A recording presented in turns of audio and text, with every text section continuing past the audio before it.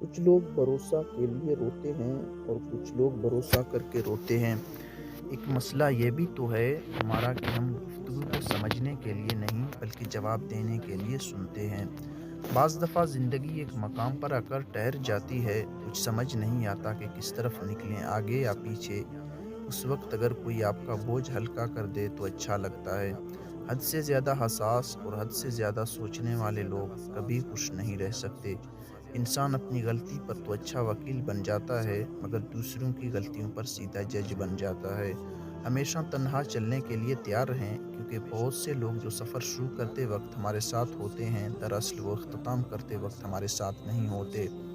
زندگی بڑی بے اعتبار سی چیز ہے، کون کب کہاں ساتھ چھوڑ جائے کوئی نہیں جانتا۔ کچھ رشتے کرائے کے مکان کی طرح ہوتے ہیں، انہیں جتنا مرضی سجا لو کبھی اپنے نہیں ہوتے۔ بعض لوگ کہتے ہیں میں غلط بات برداشت بالکل نہیں کرتا، در حقیقت غلط بات ہی تو برداشت کرنے والی ہوتی ہے، ورنہ اچھی بات کو تو برداشت کرنے کی ضرورت ہی نہیں ہوتی۔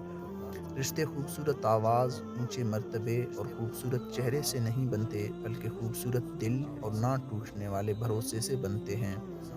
مرد اگر ہاتھ چھڑا کر جانا چاہے تو ہاتھ بڑھا کر روک لو، ہو سکتا ہے کہ وہ رک جائے، لیکن اگر عورت ہاتھ چھڑا کر جانا چاہے تو کبھی مت روکنا، کیونکہ وہ ہاتھ چھڑانے سے پہلے ہی جا چکی ہوتی ہے۔ آپ صرف ایک دفعہ جیتے ہیں، لیکن اگر آپ اسے صحیح طریقے سے جئیں تو وہی کافی ہے۔ کسی کی میٹھی باتوں کا یہ مطلب ہرگز نہیں ہوتا کہ آپ اس کے لیے خاص ہیں۔ بعض اوقات کبوتر کو کھلانے کے لیے نہیں بلکہ پکڑنے کے لیے بھی دانہ ڈالا جاتا ہے۔ اگر تمہارے ناک کے اندر والے بال باہر آنا شروع ہو جائیں تو فوراً سمجھ جائیں کہ یہ بدبختی کی علامت ہے۔